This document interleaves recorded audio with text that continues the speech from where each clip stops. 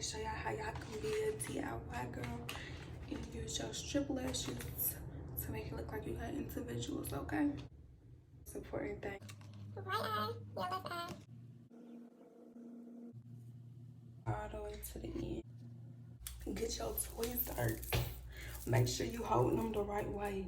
I can't tell y'all how to hold them, but I hold it like, I don't know, just grip it. Dip it in here. Make sure you get the top of the little black piece.